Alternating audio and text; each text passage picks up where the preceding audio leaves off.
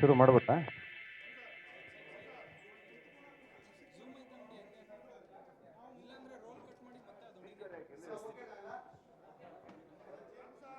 Speaker ಒಂಚೂರು ಹಂಗೆ ತಗ ಅರೆ.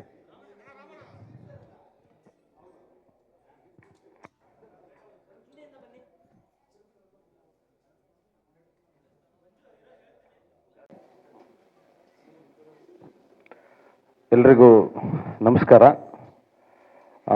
ಪತ್ರಿಕಾ ಸ್ನೇಹಿತರಿಗೆ, ಗೆಳೆಯರಿಗೆ ಎಲ್ರಿಗೂ ಈ ವಿಶೇಷವಾದ ಪತ್ರಿಕಾಗೋಷ್ಠಿಗೆ ನಿಮಗೆ ತುಂಬ ಹೃದಯದ ಸ್ವಾಗತ ಮೊದಲಿಗೆ.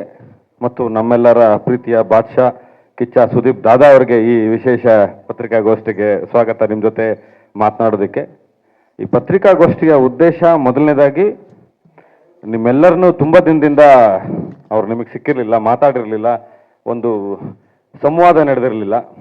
ಆ ಕಾರಣಕ್ಕೆ ಮತ್ತು ನಮಗೆ ನಿಮಗೆ ಎಲ್ರಿಗೂ ಗೊತ್ತಿರುವಂತೆ ಸೆಪ್ಟೆಂಬರ್ 2ನೇ ತಾರೀಕು ಅವರ ಹುಟ್ಟುಹಬ್ಬ ಇದೆ.